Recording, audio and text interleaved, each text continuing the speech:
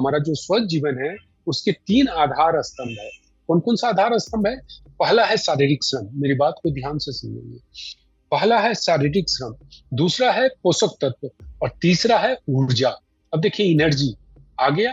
तो एक स्वस्थ जीवन जीने के लिए हमें हमारा जो आधार स्तंभ है वो 3 आधार स्तंभ है। पहला हो गया शारीरिक श्रम, दूसरा हो गया पोषक तत्व और तीसरा हो गया ऊर्जा। अब देखिए ऊर्जा ऊर्जा की कितनी महत्ता है वो मैं आपके ध्यान में लाता हूँ, फिर हम पोषक तत्व और ऊर्जा पे चर्चा करेंगे। ऊर्जा की इतनी महत्ता है कि पूरा ब्रह्मांड जो है वो संचालित हो रहा है ऊर्जा से, और हम और आप एक शरीर के रूप में इकाई, शारीरिक इकाई के रूप में इस ब्रह्मांड में अवस्थित हैं। तो हमारा और आपका शरीर भी ऊर्जा से संचालित होता है। तो आप देखेंगे कि जैसे मैं आपसे बात कर रहा हूँ, मेरा हाथ हिल रहा है, ये सारे ऊर्जा से संचालित हो रहा है। तो बाह्य रूप से आप देखेंगे कि हमें कहीं चलना है, हमें कूदना है, हमें सीढ़ी चढ़ना है, तो उसके लिए ऊर्जा तो जरूरत है ही। भोजन का 2 भाग होता है। एक भाग होता है जिसमें क्या क्या है? प्रोटीन्स है, विटामिन है, मिनरल्स है, फैट है। इन चारों चीजों को आपस में मिला देते हैं तो उसको हम पोषक तत्व कहते हैं। और 5वां चीज है, उसका नाम है कार्बोहाइड्रेट। कार्बोहाइड्रेट जब भी हम खाना खाते हैं और हमारे शरीर के अंदर में जाके पेट में जब वो पचता है तो ग्लूकोज में तब्दील हो जाता है। किस में तब्दील होता है? शुगर में तब्दील होता है। और मैं आपको बताऊं कि जो शुगर है उसको, हमारे शरीर को जितनी ऊर्जा चाहिए उस ऊर्जा का एकमात्र मुख्य रूप से जो स्रोत है वो है शुगर। शुगर से ही हमारे शरीर को ऊर्जा मिलता है। और ऊर्जा के बारे में बताऊं कि आप यदि हमारे हार्ट को किसी सर्जन से ऐसे आप ओपन करा देंगे तो हमारा जो ब्लड है यहाँ से 8 फीट की दूरी पे गिरेगा। आप समझे कि कितना स्ट्रॉन्ग पंपिंग होता है। हार्ट को आपको देखने में लग रहा है पर अंदर में इतना स्ट्रॉन्ग पंपिंग हो रहा है कि यदि कोई सर्जन आके हमारे हार्ट को ऑपरेट कर दे तो ब्लड 8 फीट की दूरी पे गिरेगा। पहली बात। दूसरी बात, 24 घंटा हमारा हार्ट काम कर रहा है और 24 घंटा हमारे हार्ट को काम करने के लिए जो ऊर्जा चाहिए उस ऊर्जा को कैप्चर करके आप एक ट्रक में डालेंगे तो ट्रक 32 किलोमीटर चलेगी। अब इससे आप अनुमान लगा लें कि ऊर्जा का हमारे शरीर में कितना जरूरी है। तीसरी बात मैं बताता हूँ, सबसे इंपॉर्टेंट, लास्ट है, तीसरा पॉइंट है पर सबसे इंपॉर्टेंट है। एक इंसान जिंदा है, उसका प्रमाण है कि उसके शरीर के अंदर में प्राण है। हम लोग कहते हैं कि इसके शरीर के अंदर में प्राण है, तभी तक वो जिंदा है। अब आप समझे कि प्राण एक ऐसा सिक्का है जिसके एक तरफ आप देखेंगे तो प्राण है और दूसरे तरफ ऊर्जा है। मतलब प्राण का ही नाम, प्राण की जो इकाई है वो ऊर्जा है। एक ही सिक्का है जिसमें एक तरफ से देखेंगे तो प्राण है और दूसरी तरफ से देखेंगे तो ऊर्जा है। कहने का तात्पर्य हुआ कि प्राण की इकाई ऊर्जा है। अब आपके ध्यान में आ रहा है कि एक इंसान जीवित है, वो तब तक जीवित है जब तक उसके शरीर में ऊर्जा बन रहा है। जिस दिन उसके शरीर से ऊर्जा खत्म हुआ मतलब वो शांत हो जाएगा, उसके शरीर से प्राण निकल जाएंगे। जो हम बोलते हैं कि इंसान शांत हो गया, उसके शरीर से प्राण निकल गया। तो आपके ध्यान में आया कि ऊर्जा कितना इंपॉर्टेंट है हमारे स्वास्थ्य के लिए, मानव शरीर के लिए। अब ग्लूकोज बनने के बाद ऊर्जा कैसे बनता है? तो ग्लूकोज बनने के बाद हमारे शरीर में, हम लोग सब लोग जानते हैं कि हमारे शरीर में एक यंग अंग है, उसको हम लोग लीवर कहते हैं। और लीवर के पास बहुत छोटा सा अंग है जिसको बहुत कम लोग जानते हैं। उसकी चर्चा हम नहीं करते जितना चर्चा हम हार्ट का करते हैं, किडनी का करते हैं, लीवर का करते हैं, लंग्स का करते हैं, हम चर्चा नहीं करते हैं। पर लीवर के पास एक बहुत इंपॉर्टेंट ऑर्गन है जिसका नाम है पैनक्रियाज। हिंदी में हम अग्नाशय कहते हैं और इंग्लिश में हम पैनक्रियाज कहते हैं। अब आप देखेंगे पैनक्रियाज में कई एक प्रकार के सेल्स हैं जिसका नाम मैं लूंगा alpha cell, beta cell, delta cell, gamma cell. पर यहाँ आज चर्चा का विषय रहेगा बीटा सेल। बीटा सेल जो है हमारे पैनक्रियाज में वो एक हार्मोन सेक्रेट करता है जिसका नाम है इंसुलिन। और इंसुलिन का काम होता है, आप समझिए, इंसुलिन का काम केवल और केवल है जो शुगर बन के हमारे ब्लड में मिल गया है और ब्लड में वो प्रवाहित हो रहा है, पूरे शरीर में ब्लड के साथ शुगर प्रवाहित हो रहा है। तो इंसुलिन का काम केवल और केवल शुगर को लेके सेल्स तक पहुंचाना है। वहां पहुंचने के बाद वो अपने आप एनर्जी नहीं बनता है। एनर्जी बनने के लिए शुगर को टूटना पड़ेगा। शुगर को मेटाबोलाइज होना पड़ेगा, तो शुगर टूटता कैसे, शुगर मेटाबोलाइज कैसे होता है? तो अब आप समझे, हम लोग सांस ले रहे हैं, तो सांस में क्या ले रहे हैं? मुख्यतः प्राण वायु ले रहे हैं। जो मैं प्राण कह रहा था, ऊर्जा और प्राण, अब आपके ध्यान में होगा कि हम जो सांस ले रहे हैं इसमें मुख्यतः प्राण वायु है, जिसको इंग्लिश में हम ऑक्सीजन कहते हैं। ये लेने के बाद हमारे ब्लड में घुल जाता है, ब्लड में मिल जाता है। अब ब्लड में एक बहुत इंपॉर्टेंट वाइटल कंपोनेंट है, we call it haemoglobin. Haemoglobin का काम होता है हमारे ब्लड से ऑक्सीजन को ले जाके सेल्स में पहुंचा दिया। तो अब आप देखिए कि सेल्स में इंसुलिन शुगर को पहुंचा दिया और हेमोग्लोबिन ऑक्सीजन को पहुंचा दिया। अब मैं आपको बताया था कि शुगर को टूटना पड़ेगा, शुगर को मेटाबोलाइज होना पड़ेगा। तो शुगर को मेटाबोलाइज जो है सो ऑक्सीजन करता है, जिसे हम प्राण वायु कहते हैं। और जब शुगर टूटता है, जब ऑक्सीजन उसको उसके साथ मेटाबोलाइज करेगा, तो शुगर ब्रेक डाउन होगा।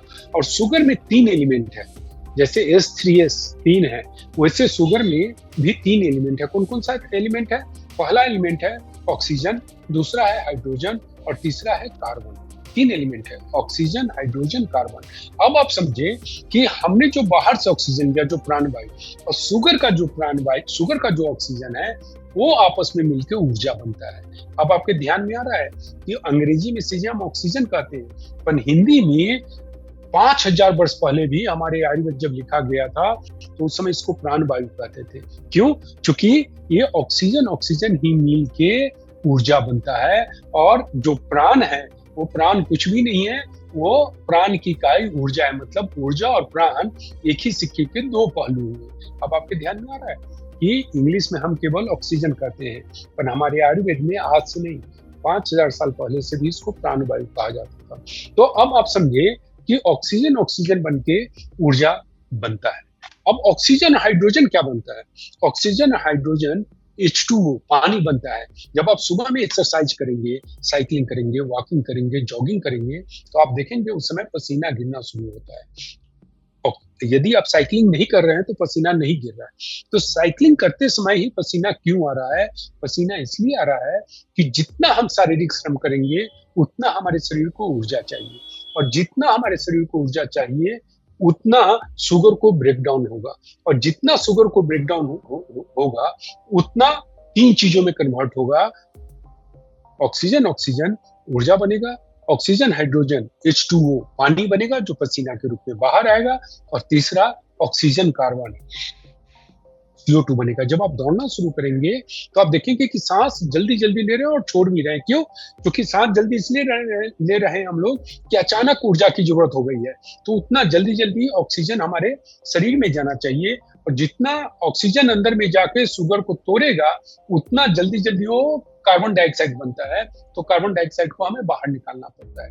अब आपके ध्यान में आ गया कि ऊर्जा शरीर में, डायबिटीज बीमारी की बात हम बाद में करेंगे। यदि हम अपने शरीर को स्वस्थ रखते हैं तो बीमारी आएगा ही नहीं, चाहे वो डायबिटीज हो या ब्लड प्रेशर हो। कोई भी बीमारी हो तो तभी आता है जब हम अस्वस्थ हो जाते हैं। तो यहाँ आप समझे कि ऊर्जा की महत्ता कितनी है, और हमारा जो H3S प्रोडक्ट है, H3S का जो प्रोडक्ट है एनर्जी हार्बर, वो इस पे काम करता है कि एनर्जी हार्बर अभी तक डायबिटीज होने पे कहा जाता था कि बीटा सेल मर जाता है। तो बीटा सेल के मर जाने पे डीजेनरेट होता है। बीटा सेल मर जाना मतलब बीटा सेल डीजेनरेट होता है। तो बीटा सेल के डीजेनरेट होने पे स्वाभाविक रूप से इंसुलिन कम निकलता है, और जब इंसुलिन कम निकलेगा तो हमारे ब्लड से शुगर सेल्स में नहीं पहुंचता है, और जब ब्लड से शुगर सेल्स में नहीं पहुंचता है तो उसको लोग कहते हैं कि डायबिटीज है। अब जो हमारा एनर्जी हार्बर है, उसका पहला काम है कि हमारे बीटा सेल्स को जितना पोषक तत्व चाहिए, तो सारा पोषक तत्व हमारा, देखने में छोटा लग रहा है हमारा जो एनर्जी हार्बर है, आप देखेंगे तो बहुत छोटा है, पर इसमें वो सारा पोषक तत्व है जो हमारे पैनक्रियाज को हेल्दी करता है। और जब पैनक्रियाज को हेल्दी करेगा तो स्वाभाविक रूप से इंसुलिन निकलना शुरू होगा। तो इंसुलिन निकलेगा तो इंसुलिन जो है सो हमारे ब्लड से शुगर को सेल्स में पहुंचाएगा। पर दूसरा कारण है कि जब हमारे ब्लड से शुगर सेल्स में नहीं पहुंचता है, वो दूसरा कारण है कि हमारा जो इंसुलिन है, शरीर में इंसुलिन बन तो रहा है पर इंसुलिन इनसेंसिटिव हो गया, मतलब इंसुलिन का उपयोग नहीं हो पा रहा है। तो इंसुलिन का उपयोग क्यों नहीं हो पाता है? इंसुलिन का उपयोग इसलिए नहीं हो पाता है कि हमारे शरीर में कोलेस्ट्रॉल का लेवल बढ़ जाता है, एसिडिटी का लेवल बढ़ जाता है, टॉक्सिन का लेवल बढ़ जाता है। तो इन 3 के बढ़ जाने के कारण हमारे जो इंसुलिन है उसका उपयोग नहीं हो पाता है। हमारा एनर्जी हार्बर क्या कर रहा है? एनर्जी हार्बर का काम है, जैसे मैं आपको बताया, कि हमारे बीटा सेल को पर्याप्त समुचित रूप से पोषक तत्व देके और बीटा सेल को रीजनरेट करता है। मेरी बात को मार्क करेंगे, बीटा सेल को रीजनरेट और रीजुवनेट करता है। वर्ल्ड हेल्थ ऑर्गेनाइजेशन का कहना है, क्योंकि वर्ल्ड हेल्थ ऑर्गेनाइजेशन एलोपैथ की अपने आप में सबसे बड़ी संस्था है जिसका बजट लाखों करोड़ रुपए का है। वर्ल्ड हेल्थ ऑर्गेनाइजेशन का कहना है, लेकिन आप ध्यान रखेंगे वो एलोपैथ बेस्ड है। उनका मानना है कि बीटा सेल एक बार डीजनरेट हो गया तो रीजनरेट नहीं होता है, पर हमारे पास साइंटिफिक एविडेंस है जो इस बात को प्रमाणित करता है कि बीटा सेल रीजुवनेट और रीजनरेट होता है। रीजुवनेट का मतलब होता है कि जो बीटा सेल अभी डीजनरेट नहीं हुआ है, मरा नहीं है, पर अस्वस्थ हो गया है, उसको स्वस्थ करता है, और जो डीजनरेट हो गया है उसको रीजनरेट करेगा। अब आप समझेंगे कि यदि बीटा सेल रीजुवनेट और रीजनरेट हो गया तो स्वाभाविक रूप से इंसुलिन निकलेगा।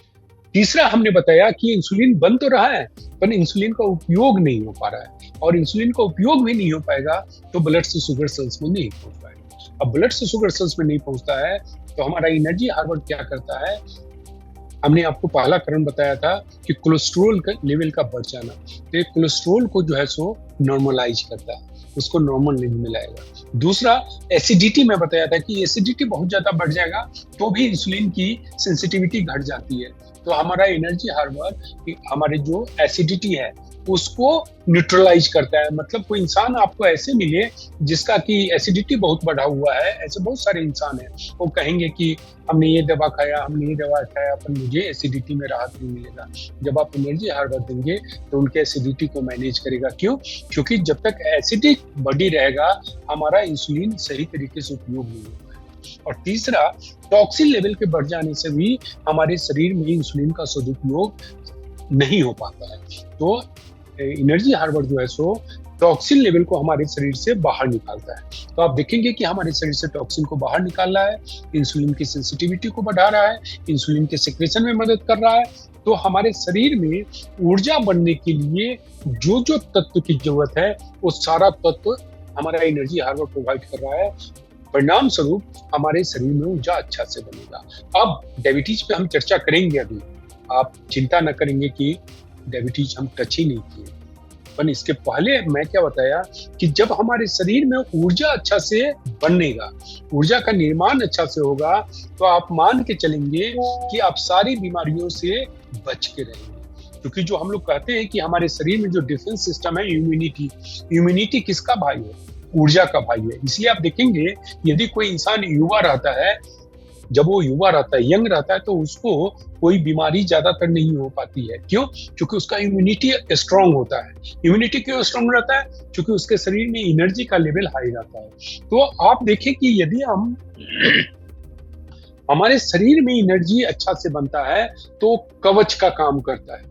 कवच का, जैसे आप सुनते होंगे कि अभी रेलवे में बहुत एक्सीडेंट हो रहा है तो एक नया डिवाइस बन रहा है जिसका नाम कवच है। तो ठीक उसी प्रकार से हमारा जो एनर्जी हार्बर प्रोडक्ट है ये यहाँ पे कवच का काम करेगा, और हमारे शरीर में जब ऊर्जा का निर्माण अच्छा से होगा तो शरीर को किसी भी तरह की बीमारी से बचाएगा, चाहे वो हार्ट का प्रॉब्लम हो, किडनी का प्रॉब्लम हो, लीवर का प्रॉब्लम हो, डायबिटीज हो, ब्लड प्रेशर हो, एसिडिटी हो, पेट से संबंधित, माइग्रेन हेडेक हो। माइग्रेन हेडेक जानते हैं किसके कारण होता है? माइग्रेन हेडेक मेनली इसलिए होता है कि हमारे ब्रेन को जितनी ऊर्जा चाहिए उतनी ऊर्जा नहीं मिल पाती है। तो आज के दिन में आप देखेंगे विशेषकर महिलाओं में माइग्रेन हेडेक, 10 महिला हैं आपके पास तो उसमें 5 से 6 लोगों को माइग्रेन हेडेक है। तो माइग्रेन हेडेक में आपको बहुत अच्छा परिणाम देता है। थायराइड, आज के दिन में देखेंगे कि 10 महिलाएं हैं तो उसमें 3 से 4 महिलाएं आपको ऐसी मिलेंगी जिनको थायराइड का प्रॉब्लम है। और थायराइड 2 प्रकार का होता है, हाइपर एंड हाइपो, और उसके लिए एलोपैथ में अलग अलग दवा है। पर जब आप एनर्जी हार्बर देंगे तो ये इसको हाइपर है कि हाइपो उससे मतलब नहीं है, उसको जितनी हमारे थायराइड ग्लैंड को जो पोषक तत्व चाहिए, जो ऊर्जा चाहिए, वो ऊर्जा प्रोवाइड करता है, उसको एनर्जी देता है और हमारा थायराइड ग्लैंड अच्छा से काम करेगा तो थायराइड का प्रॉब्लम निकलेगा। अब आपके ध्यान में आया कि डायबिटीज पे चर्चा करने के पहले हमें इस बात को समझना है कि हमारे शरीर को सुचारू रूप से संचालित करने के लिए, चाहे वो शरीर हमारा बाहर रूप से हो या आंतरिक रूप से हो, उसको ऊर्जा की जरूरत है और हमारा एनर्जी हार्डवेयर उस पर काम करता है। अब हम डायबिटीज पे बात करते हैं। डायबिटीज होता क्या है? जैसा हमने आपको बताया कि शुगर का काम होता है सेल्स में पहुंच के ऊर्जा में तब्दील होना, पर इन परिस्थितियों के कारण, जिसको कि मेडिकल टर्म्स में आप देखेंगे तो हम लोग कहते हैं, दो ही वर्ड बोलते हैं, इंसुलिनोजेनिक एंड इंसुलिनोट्रोपिक। डायबिटीज के कारण क्या है? तो आप देखेंगे दो ही कारण हैं, इंसुलिनोजेनिक एंड इंसुलिनोट्रोपिक। इंसुलिनोजेनिक का मतलब होता है कि जब हमारे शरीर में इंसुलिन पर्याप्त रूप से नहीं बन पाता है, और जब पर्याप्त रूप से नहीं बन पाएगा तो शुगर को सेल्स में नहीं पहुंचाएगा। ब्लड में जब शुगर बढ़ेगा तो जो शुगर का लेवल बढ़ता है उसको डायबिटीज कहते हैं। और इंसुलिनोट्रोपिक का मतलब होता है कि इंसुलिन बन रहा है पर उसकी सेंसिटिविटी, उसका उपयोग सही तरीके से नहीं हो रहा है। तो इस दो के कारण आप देखेंगे ब्लड से शुगर सेल्स में नहीं पहुंचता है, और जब ब्लड से शुगर सेल्स में नहीं पहुंचेगा तो स्वाभाविक रूप से ब्लड में शुगर का लेवल बढ़ेगा। ब्लड में जो शुगर का लेवल बढ़ता है उसको हम डायबिटीज कहते हैं। पर आज हम लोग यहाँ पे इस बात को समझने के लिए इकट्ठा नहीं हुए कि ब्लड में जो शुगर बढ़ रहा है उसको डायबिटीज कहते हैं। इस बात को सब लोग जानते हैं कि ब्लड में जो शुगर बढ़ रहा है वो तो डायबिटीज का महज प्रमाण है, महज प्रमाण है। परिणाम क्या है? परिणाम है कि जब ब्लड में शुगर बढ़ जाएगा तो इसका मतलब कि सेल्स में शुगर नहीं पहुंच पा रहा है और उसको जितनी ऊर्जा की जरूरत है उतनी ऊर्जा नहीं मिल पा रही है। और जब उसको उतनी ऊर्जा नहीं मिल पाएगी तो स्वाभाविक तौर पे आप देखेंगे कि एक डायबिटिक जो इंसान डायबिटीज से ग्रस्त होता है उसको डायबिटिक कहते हैं। तो जो इंसान डायबिटिक हो जाता है उसको आप देखेंगे कि पहले उसकी काम करने की क्षमता 18 घंटे थी, 16 घंटे थी, 15 घंटे था, अब वो जाके 6 घंटा, 5 घंटा, 7 घंटा, 8 घंटा के बाद आप देखेंगे कि थक जाता है। शाम के 5 बजते बजते वो जाके थक जाता है। आप देखेंगे कि रात में उसको सही से नींद नहीं आ रही है, बार बार वो बाथरूम जा रहा है, यूरिन बार बार, डायबिटीज वाला जो है सो यूरिन जा रहा है बार बार। जब रात में 3 बार 4 बार उसकी नींद खुलेगी तो सही रूप से सो नहीं पा रहा है। नतीजा होगा कि अब उसके काफ मसल्स में जो पिंडलियां हैं उसमें दर्द रहेगा, यहाँ पे दर्द रहेगा, ये सारे तकलीफ आना शुरू हो जाता है। तो हमें इस बात को समझना है कि ब्लड में जो शुगर बढ़ रहा है वो तो डायबिटीज का प्रमाण है। परिणाम क्या है? परिणाम है कि हमारे शरीर को जितनी ऊर्जा चाहिए उतनी ऊर्जा नहीं मिल पा रही है। तो स्वाभाविक तौर पे एक समय के बाद हमारे हार्ट, किडनी, लीवर डैमेज होना शुरू हो जाएंगे। हमारा मेमोरी पावर प्रभावित हो जाता है। डायबिटीज वाले का मेमोरी पावर, कान से सुनने की क्षमता, आंख से देखने की क्षमता प्रभावित होता है, कॉन्स्टिपेशन, ये सारे तकलीफ होना शुरू हो जाता है। अब हम लोगों ने जो प्रोडक्ट बनाया वो आप देखेंगे तो उसका फंक्शन क्या है वो आप समझे। सबसे पहले हमारे शरीर से टॉक्सिन को बाहर निकालता है। जो ग्लूटाथियोन हार्मोन हमने बताया लीवर का काम होता है, ग्लूटाथियोन हार्मोन के निकालने के बाद भी जो टॉक्सिन बच जाता है तो प्रोडक्ट वो उसको टॉक्सिन को शरीर से बाहर निकालता है। दूसरा हमने क्या बताया कि पैनक्रियाज को हेल्दी करने के लिए करीब करीब 27 पोषक तत्व की जरूरत है। तो उसमें वो सारा 27 न्यूट्रिशन है जो हमारे पैनक्रियाज को, बीटा सेल को रीजनरेट करता है। मेरी बात को ध्यान से सुनिए, बीटा सेल को रीजनरेट करता है। क्योंकि आप जब लोगों के सामने जाके कहेंगे कि बीटा सेल को रीजनरेट करेगा तो मानसिक रूप से आपकी तैयारी क्या होनी चाहिए मालूम है आपको? वर्ल्ड हेल्थ ऑर्गेनाइजेशन कहता है कि बीटा सेल रीजनरेट नहीं होता है। और जब हम और आप जाके कहेंगे कि बीटा सेल रीजनरेट होगा तो पहला रिएक्शन क्या आएगा इंसान से? आप समझ रहे हैं? तो इसकी मानसिक तैयारी होनी चाहिए। और हमारे पास इसके साइंटिफिक एविडेंस है। मैं जो बात कर रहा हूँ केवल चूंकि जब आप अंतर्राष्ट्रीय स्तर पे, जैसा मैं बताया कि हमारा मुहिम अंतर्राष्ट्रीय स्तर पे चल रहा है, तो जब आप अंतर्राष्ट्रीय स्तर पे, इंटरनेशनल लेवल पे करेंगे तो बिना साइंटिफिक एविडेंस का आप चर्चा कर सकते हैं क्या? बिना साइंटिफिक एविडेंस का आप चर्चा नहीं कर सकते हैं। तो हमारे पास साइंटिफिक एविडेंस है जो बीटा सेल को रीजनरेट करता है। तो ये over a period of time 2 दिन 4 दिन में नहीं करेगा, it takes 3 to 6 months, 3 to 9 months, 3 to 12 months। किस पे डिपेंड करेगा? डिपेंड करेगा कि उनको डायबिटीज कब से है, डिपेंड करेगा उनका एज कैसा है, एज कितना है, डिपेंड करेगा कि उनका लाइफ स्टाइल कैसा है, शारीरिक श्रम वगैरह कर रहे हैं कि नहीं कर रहे हैं। पर 3 से 12 महीने, 6, 9, 12 महीना जाते जाते बीटा सेल को रीजनरेट करता है, जबकि एलोपैथ में क्या कहा जाता है? बीटा सेल रीजनरेट नहीं होता है। तो पहला टॉक्सिन को फ्लश आउट करेगा, दूसरा बीटा सेल को रीजनरेट करेगा, तीसरा हमने क्या बताया था कि इंसुलिन है पर उसका उपयोग नहीं हो रहा है, और उसके पीछे 3 कारण है। जबकि एलोपैथ में ट्रीटमेंट किसका हो रहा है? केवल और केवल मेटफॉर्मिन के द्वारा ट्रीटमेंट हो रहा है। किसका? केवल कोलेस्ट्रॉल का हो रहा है। पर अपना जो हर्बल प्रोडक्ट है वो कोलेस्ट्रॉल को नॉर्मलाइज करता है, एसिडिटी को न्यूट्रलाइज करता है, और टॉक्सिन के बारे में पहले ही मैं बता चुका हूं कि टॉक्सिन को फ्लश आउट करता है। तो आप देखेंगे कि इंसुलिन की सेंसिटिविटी को भी बढ़ा रहा है, और इंसुलिन के जो प्रोडक्शन है, सेक्रेशन है, उसको भी बढ़ा रहा है। कैसे? By virtue of beta cell को बढ़ा के। पर दुनिया में, पूरी दुनिया में जो लोग थोड़ा सा डायबिटीज के बारे में जानते होंगे, दुनिया में जब भी डायबिटीज मैनेजमेंट की बात आती है तो जानते हैं लोग किस पे बात करेंगे? केवल बात करेंगे इंसुलिन के सेक्रेशन, इंसुलिन के प्रोडक्शन पे और इंसुलिन की उपयोगिता पे। पर सबसे इंपॉर्टेंट यहाँ पे इंसुलिन के साथ साथ क्या आता है मालूम है आपको?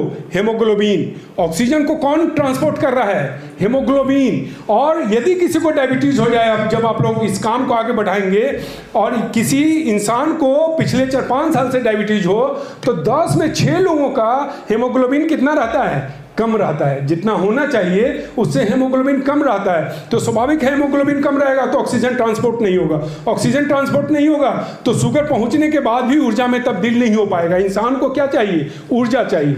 अपना जो प्रोडक्ट है वो हेमोग्लोबिन के लेवल को भी बढ़ाता है। ऐसा प्रोडक्ट आपको नहीं मिलेगा।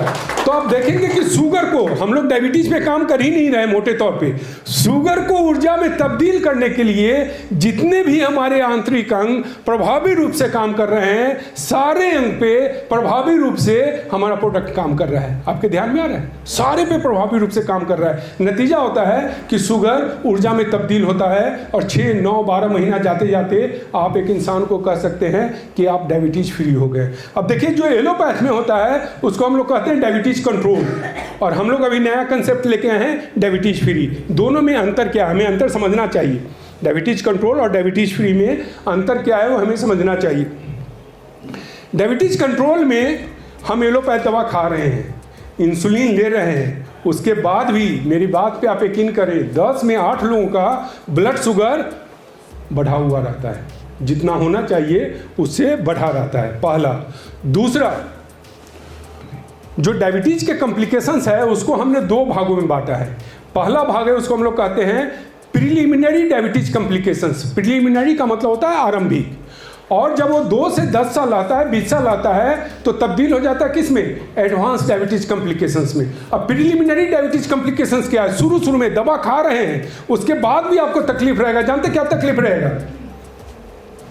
ये जो पिंडलियां हैं, काफ मसल्स, इसमें दर्द रहेगा, बैक मसल्स में दर्द रहेगा, शाम के समय सुस्ती रहेगी, रात में बाथरूम ज़्यादा जाएंगे, और कुछ लोगों को 10 में 4 से 5 लोगों का शाम के समय उनके प्रकृति में परिवर्तन आ जाता है। प्रकृति में मतलब उनका स्वभाव इरिटेशन हो जाता है। डायबिटीज वाले का स्वभाव कैसा हो जाएगा? चिड़चिड़ापन, वो इरिटेट, छोटी छोटी बातों पे इरिटेट करेंगे।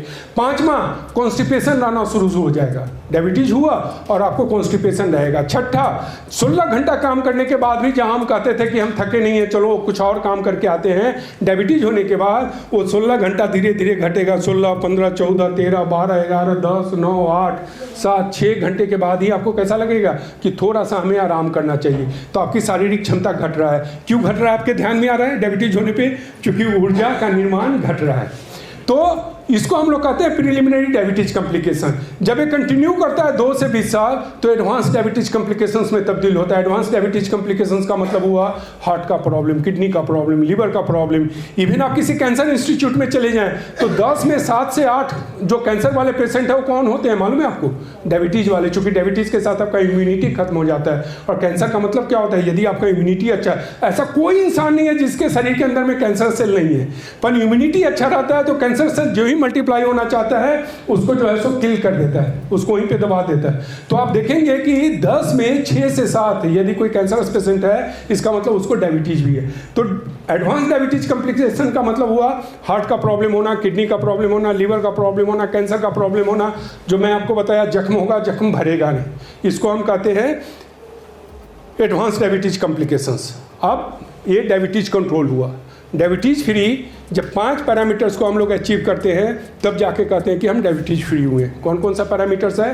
पहला, ब्लड शुगर का नॉर्मल रेंज में आना। सबसे पहले तो क्या होना चाहिए कि हमारा ब्लड शुगर जो है वो नॉर्मल रेंज में आना चाहिए। अब ब्लड शुगर को लेके जितना आप लोगों से चर्चा करेंगे उस तरह का आपको आंकड़ा मिलेगा। पर आज हम एक आंकड़ा को फिक्स करते हैं कि जो फास्टिंग ब्लड शुगर होता है 130 mg/dl कितना होना चाहिए? 130 के नीचे है तो इसका मतलब कि हम नॉन डायबिटिक है। 130, कोई बोलेगा आपको 110, कोई कहेगा 120, कोई कहेगा 105, कोई कहेगा 100।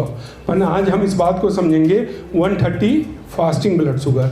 और खाना खाने के बाद जिसको हम लोग कहते हैं PPBS post prandial blood sugar, वो 160 के नीचे है तो हम नॉन डायबिटिक है। हमारे दिमाग में इतना भी चिंता नहीं होनी चाहिए।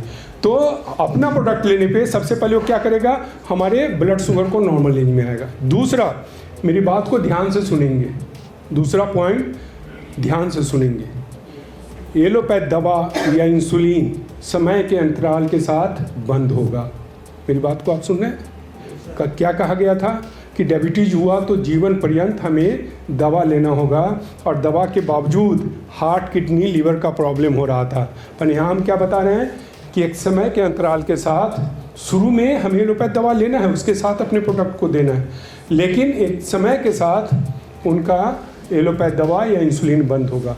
इंसुलिन में केवल एक बात का ध्यान रखना है, जब भी हम सामाजिक मुहिम शुरू करेंगे तो इस बात का ध्यान रखिएगा कि आपकी विश्वसनीयता 100% होना चाहिए। वो बोलते हैं ना 24 कैरेट सोना, वैसा होना चाहिए। तो इंसुलिन जो डायबिटीज होता है वो कई एक प्रकार का होता है, जैसे टाइप 1 होता है, टाइप 1.5 होता है और टाइप 2 होता है। तो इंसुलिन जो बंद होगा वो टाइप 2 का होगा।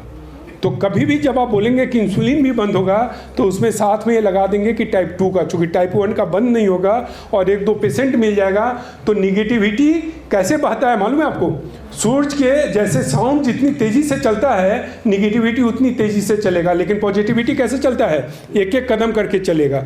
तो 1 से 2 पेशेंट, 4 पेशेंट जाने के लिए हमें आधे घंटे मेहनत करना होगा। पर हमने किसी को बोल दिया कि भाई आपका इंसुलिन बंद होगा, पता चला कि वो टाइप 1 डायबिटिक पेशेंट है, और जबकि टाइप 1 में इंसुलिन बंद होता नहीं है तो निगेटिविटी तुरंत फैलेगा। तो इस बात का ध्यान रखेंगे कि इंसुलिन बंद होगा टाइप 2 का। लेकिन ये लोग जो इंसुलिन लेते हैं वहाँ पे इंसुलिन कभी बंद नहीं होता। उनका इंसुलिन का डोज कैसे होता है? जैसे जैसे बीटा सेल घटता जाएगा अब इंसुलिन का डोज भी बढ़ता जाएगा, पर यहाँ पे इंसुलिन बंद होगा। तीसरा हमने जो बताया कि कॉम्प्लिकेशंस है, जो कॉम्प्लिकेशंस है, शारीरिक कॉम्प्लिकेशन जो हमने बताया है, यहाँ पे दर्द होना है, यहाँ पे दर्द होना। वेरी फर्स्ट मंथ में, पहले महीने में 30 to 40% का राहत मिलेगा, और 3 से 6 महीना जाते जाते पूरा निजात मिल जाएगा। जो उनको तकलीफ है, चाहे वो तकलीफ यहाँ का हो, कॉन्स्टिपेशन का हो, रात में बाथरूम जाने का हो, शाम के समय सुस्ती हो, 3 से 6 महीने जाते जाते कंप्लीट निजात मिलेगा। एंड वेरी फर्स्ट मंथ में कितना मिलेगा? Around 30 to 40%। तो आप ये देखिए, तीसरा आता है। चौथा, जिन लोगों को डायबिटीज के बारे में थोड़ा सा भी आइडिया होगा उनको मालूम है कि डायबिटिक पेशेंट का जो शुगर है वो यूरिन के द्वारा बाहर निकलता है। अब आप देखें कि कुदरत ने शुगर को क्यों बनाया है? ईश्वर ने शुगर को बनाया था कि उससे ऊर्जा बनेगा, पर आज के दिन में वो शुगर कहाँ से लीक आउट हो रहा है? हमारे यूरिन से लीक आउट हो रहा है। पर जब हम इस प्रोडक्ट को लेना शुरू करेंगे तो 1 महीने से 3 महीना जाते जाते हमारे यूरिन से जो शुगर बाहर निकल रहा है वो निकलना बंद हो जाएगा। रहता यूँ कहें कि गाँव में जानते हैं आपको कैसे पता चलता था कि एक इंसान को डायबिटीज़ है? जब वो यूरिन करके उठता है तो वहाँ पर चींटी आना शुरू कर देता है, तब लोग बोलते थे कि अच्छा इसका मतलब आपको डायबिटीज़ है। क्यों? चूँकि यूरिन से शुगर निकल रहा है, जबकि ईश्वर ने उस शुगर को किस लिए बनाया था? कि वो शुगर हमें ऊर्जा में परिवर्तित होगा और वो एक उसके द्वारा। तो आप देखें कि जो वरदान था वो उसको हम लोग कैसे तब्दील कर दिए? अभिशाप में। तो यहाँ पे वो यूरिन से शुगर निकलना बंद होगा। और 5वां हमने क्या बताया था कि हमारी शारीरिक क्षमता 16, 15, 14, 13, 12, 11 1 से 6 महीना जाते जाते उस इंसान की शारीरिक क्षमता अपने अपने उम्र के हिसाब से पुनः वापस आएगा। जैसे पहले 12 घंटा काम करके भी कहता था हम थके नहीं हैं, फिर से वो वहाँ पे पहुँचेगा। अब आप खुद बताएं कि यदि ये 5 पैरामीटर्स को हम अचीव करते हैं, ब्लड शुगर का नॉर्मल रेंज में आना, दूसरा एलोपैथ दवा या इंसुलिन का समय के अंतराल के साथ बंद होना, तीसरा जो शारीरिक तकलीफ है उसका खत्म होना, चौथा जो यूरिन शुगर से बाहर निकल रहा था वो प्लग हो जाना, और 5वां हमारी शारीरिक क्षमता वापस आना। तो इसको आप लोग डायबिटीज कंट्रोल कहेंगे या डायबिटीज फ्री कहेंगे? This is what we call diabetes free. अब आप देखेंगे कि इसका लेने का तरीका कैसा है। मोटे तौर पे हम सुबह और शाम कहते हैं कि सुबह में हमें लेना चाहिए 2 ml गुनगुना पानी में, और सुबह में नाश्ते के पहले, और रात में खाना खाने के बाद हमें गुनगुना पानी में 2 ml लेना है। पर कुछ एक केस ऐसा है जहाँ पे हम कहते हैं इसको 3 बार लेना है। किसके केस में? यदि कोई पेशेंट आपको पहली बार मिला और पता चला कि ये तो एलोपैथ दवा ले रहा है, उसके बाद भी इसका ब्लड शुगर 200 प्लस में है, ब्लड शुगर का मतलब फास्टिंग ब्लड शुगर, तो वहाँ पे उनको हमें कहना है कि आप 3 बार लें, सुबह नाश्ते से पहले, दिन में खाना खाने के बाद, रात में खाना खाने के बाद।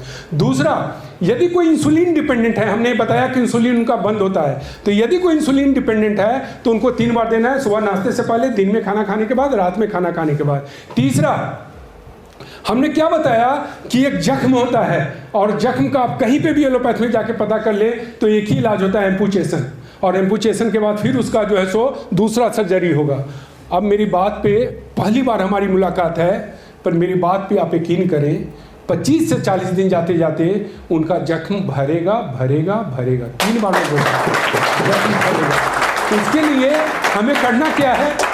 वहाँ पे हमारे प्रोडक्ट को 3 बार तो उनको पिलाना है, सुबह 2 ml, दोपहर में 2 ml और शाम में। साथ में उसी प्रोडक्ट को 2 से 3 बार लोकल अप्लाई करना है। जो जख्म है उस पर हम स्प्रे ले आएंगे या कॉटन ले लेंगे, कॉटन पे डाल के उस पर 2 से 3 बार अप्लाई करेंगे 25 से 40 दिन। ऐसा केस जिसको आप देखेंगे तो आपकी आंखें नम हो जाएंगी, लगेगा कि अब कुछ बचा ही नहीं है यार, ये कहाँ से पेशेंट हमारे पास आ गया। पर वैसे पेशेंट को भी आप ठीक करेंगे। और समय कितना लगेगा? केवल जैसे डायबिटीज फ्री होने में हमने क्या बताया, 3 महीने से 12 महीने, वो लंबा समय है। पर यहाँ पे हम कितना समय दे रहे हैं? 25 से 40 दिन में जाते जाते उनका जख्म भरेगा। 3 बार उनको पिलाना है और 2 से 3 बार इसी प्रोडक्ट को वहाँ पे लोकल अप्लाई करना है। आप देखिए अपने आप में कितनी बड़ी बात है ये, आप सोच ही नहीं सकते हैं। जब इस तरह का कोई पेशेंट मिलेगा और आपको रिजल्ट मिलेगा तो आप अपने खुशी को मेजर ही नहीं कर पाएंगे कि वाकई ऐसा हो सकता है क्या। अब डायबिटीज फ्री आपके ध्यान में आ गया, डायबिटीज कंट्रोल ध्यान में आ गया, पर साथ में डायबिटीज फ्री होने के लिए कुछ कंडीशंस है। इतना आसान नहीं है डायबिटीज फ्री होना, आप समझ रहे हैं। तो कंडीशंस क्या है कि हमारे प्रोडक्ट जो है सो कैसा है, प्रोडक्ट जो है सो सेनापति है। तो जब भी कोई सेनापति युद्ध में निकलेगा, ये डायबिटीज क्या है, एक जंग है, तो सेनापति के साथ उसका सैनिक साथ में जाएगा कि नहीं जाएगा? तो इसको भी सैनिक की जरूरत है। तो पहला सैनिक इसको चाहिए खाना पीना। हमें खाने पीने पे ध्यान रखना है। क्या खाने पीने पे ध्यान रखना है? डायबिटीज वाले को जाने दें, जो लोग 40 प्लस में हैं, जिनका भी उम्र 40 प्लस में है, उनको अब एक मूल मंत्र याद करना है कि खाने का मूल मंत्र होना चाहिए fibre plus nutrition, fibre plus nutrition, fibre plus nutrition. मतलब हमारे खाने में ज़्यादा से ज़्यादा फाइबर और पोषक तत्व होना चाहिए। तो फाइबर और न्यूट्रिशन जो हमें मिलता है, जानते हैं कहाँ से मिलता है? उसके 3 मूल सोर्स हैं। कौन सा सोर्स है? पहला, अंकुरित अनाज। मैं आपके ध्यान में लाऊं, जो लोग नॉन वेज खाते हैं तो वो लोग नॉन वेज की महिमा करते हैं, विशेषकर वो रेड मीट हम लोग कहते हैं, हालांकि मैं वेजिटेरियन हूँ, पर मैं सब लोगों के साथ बैठता हूँ, सबकी चर्चा सुनता हूँ। तो रेड मीट के बारे में कहा जाता है कि प्रोटीन सबसे ज़्यादा यदि कहीं पे है तो रेड मीट में है। अब मेरी बात पे यकीन करें, और जो लोग यकीन ना करें वो क्या करें कि मैं एड्रेस दूंगा, national institute of nutrition Hyderabad में है, वहाँ पे आप मूंग को अंकुरित कर लीजिए, रात में पानी में मूंग को डाल दीजिए और उसको 3-4 घंटा के लिए सुबह में निकाल के छोड़ दीजिए, सूती कॉटन क्लॉथ में बांध के छोड़ दें, तो उसमें क्या हो जाएगा, जर्मिनेशन, अंकुरन आ जाएगा। अब उसका प्रोटीन रेड मीट से भी ज़्यादा है। और आपको मेरी बात पे यकीन ना हो तो आप जाके, मैं एड्रेस देता हूँ, national institute of nutrition Hyderabad का है, भारत सरकार का वो संस्था है, कोई प्राइवेट संस्था नहीं है, तो उसमें उससे भी ज़्यादा है। दूसरा, जो ही अनाज अंकुरित होता है तो उसमें फाइबर होता है, और फाइबर के बारे में जानते हैं क्या कहा जाता है, फाइबर ब्लड शुगर का नेचुरल रेगुलेटर है। एक इंसान के शरीर में ब्लड शुगर है तो नेचुरल रेगुलेटर के रूप में काम करता है। कैसे करता है वो मैं आपके ध्यान में लाता हूँ। जैसे अभी यहाँ पे पानी का बोतल रखा हुआ है और ये पानी यहाँ पे गिर जाएगा तो हम लोग क्या लाते हैं, स्पंज लाते हैं। स्पंज को उस पर डालेंगे तो क्या करेगा, वो सूखेगा।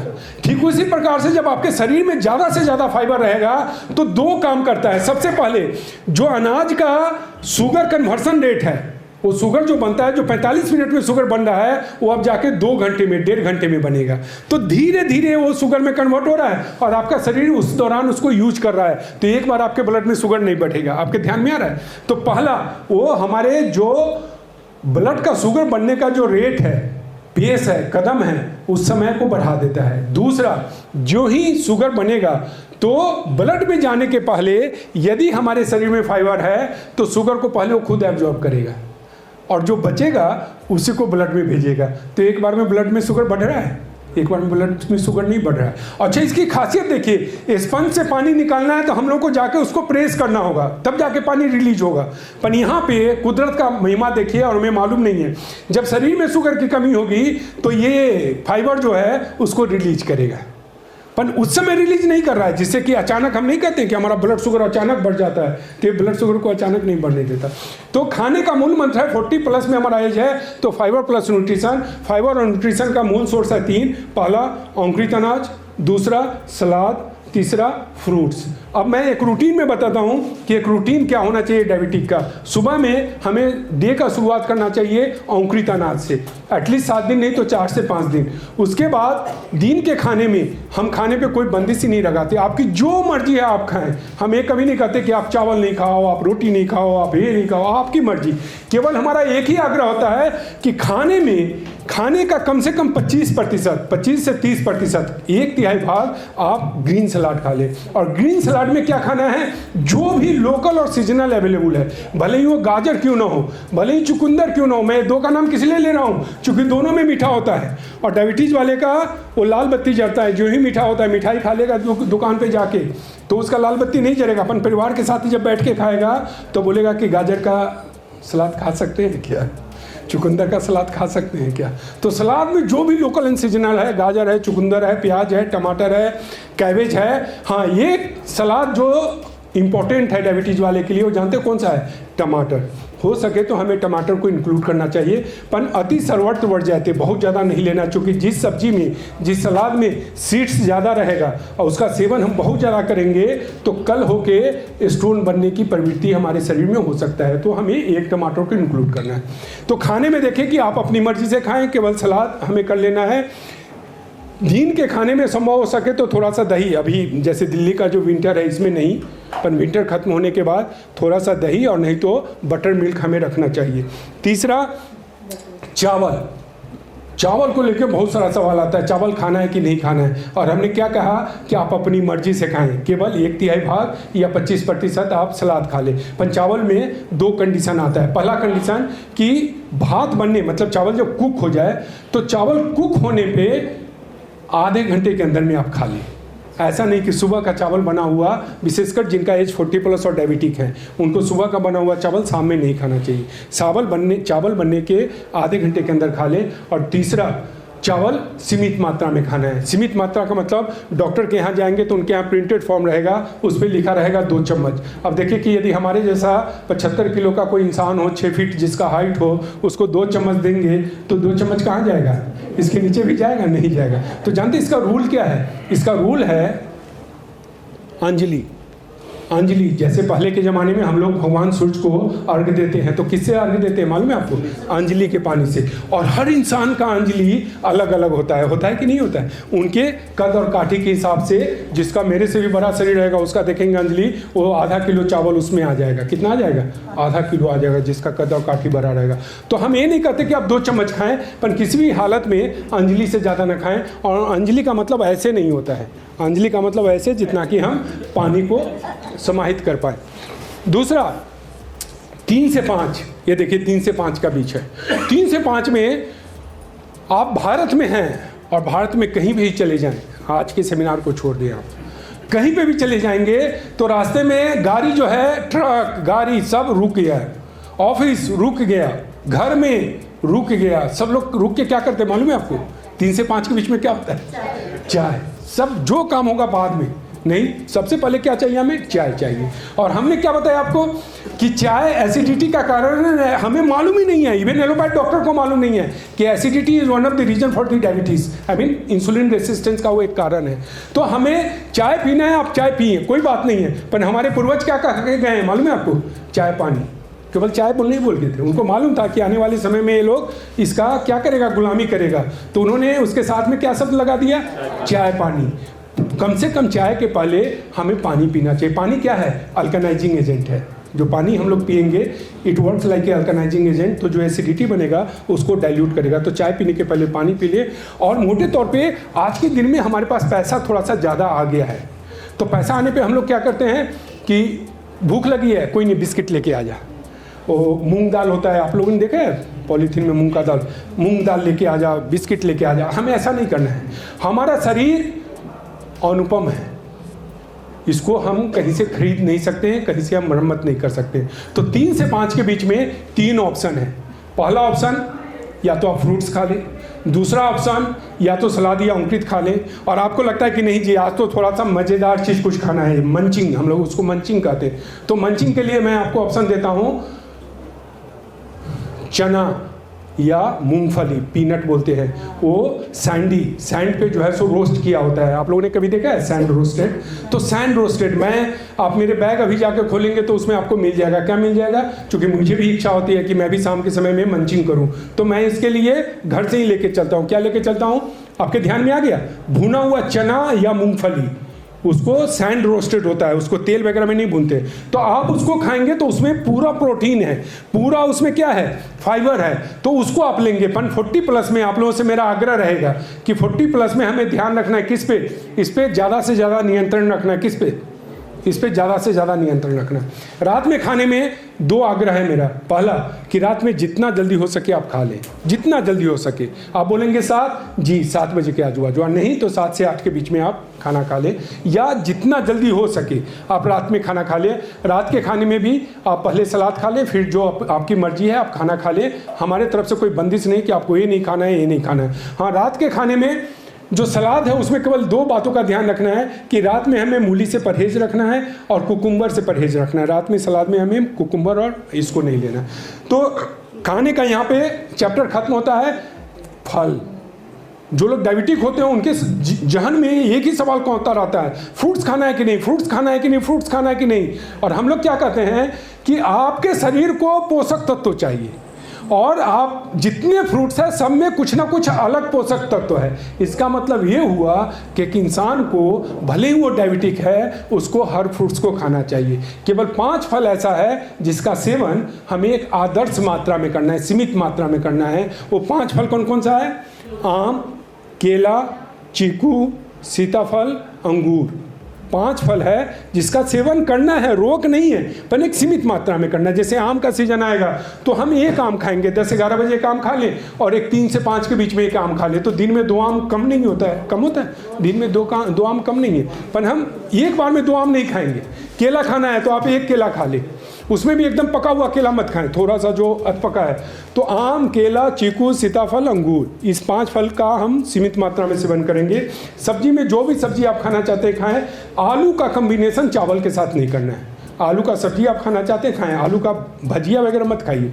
सब्जी खाना चाहते हैं खाएं, पर आलू के सब्जी में कुछ ना कुछ मिक्स कर दें, जैसे गोभी होता है, मटर होता है, बैगन होता है, ऐसे मिक्स कर दें और आप आलू के सब्जी भी खा सकते हैं। पर 5 सब्जी डायबिटिक वाले के लिए बहुत अच्छा माना गया है। कौन कौन सा है? बैगन, भिंडी, करेला, सहजन और कैबेज। अब एनर्जी हार्मोन किस किस पे काम करेगा? तो जैसा मैं बताया, थायराइड में काम करेगा, ब्लड प्रेशर पे काम करेगा, डायबिटीज पे, तो डायबिटीज के लिए तो प्रोडक्ट ही बना है, इसका नाम ही है एनर्जी हार्मोन। और चौथा जो है सो कॉन्स्टिपेशन है, तो उस पे काम करेगा। एसिडिटी है तो उस पे काम करेगा। तो आप देखेंगे मोटे तौर पे हमारे परिवार में जो ज्यादातर समस्या है ये 5 चीजों से है। थायराइड से है, माइग्रेन हेडेक से है, कॉन्स्टिपेशन से है, एसिडिटी से है। लोगों को आज के दिन में, यंग बच्चे को 25 से 30 साल 32 साल का बच्चा है और वो भी आज के दिन में 10 घंटा काम करते करते थक रहा है। आप उसको एनर्जी हार्मोन देंगे, उसके बाद उसकी जितनी मर्जी है उतनी मर्जी काम करे, उसको थकावट नहीं लगेगा। अभी देखिए कि अभी नवरात्रा आने वाला है। नवरात्रा में हम लोग उपवास करते हैं, तो उपवास के दौरान आप देखेंगे कि थोड़ा सा हम लोग थके थके रहते हैं। आप इसका सेवन दिन में 3 बार करें। आप उपवास रखते हुए एनर्जी हार्मोन को 3 बार लें सुबह में, क्योंकि ये पूरा हर्ब्स बेस्ड है, तो हर्ब बेस्ड हम इसका सेवन कर सकते हैं। और मैं भी उपवास रखता हूँ और मैं इसका सेवन करता हूँ। तो दिन में 3 बार लें, आपको लगेगा ही नहीं कि मैं खाना नहीं खा रहा हूँ। आपका एनर्जी लेवल इतना ही मेंटेन रहेगा, जितना आप खाना खाने के बाद एनर्जी लेवल मेंटेन होता है उतना एनर्जी लेवल आपको मेंटेन रहेगा। उपवास के दौरान यदि आप 3 बार लेते हैं गुनगुना पानी में, सुबह, दोपहर, शाम में, आपको पता ही नहीं चलेगा कि 9 दिन का हमारा जो व्रत है, जो हमारा साधना है, जो हमारा तप है, वो कैसे निकला आपको पता ही नहीं चलेगा। तो बहुत ही अच्छा प्रोडक्ट है। जैसा मैं बताया, उसकी जितनी हम चर्चा करें उतना कम पड़ेगा, लेकिन समय का एक मर्यादा है। 9:10 होने जा रहे हैं। अब हमें यहाँ पे इसको कंक्लूड करना करेगा। इस संकल्प के साथ मैं आप लोगों के साथ, आप लोगों से आग्रह करूंगा कि हम लोग साथ में मिलकर संकल्प लेते हैं कि हम मधुमेह मुक्त समाज बनाएंगे।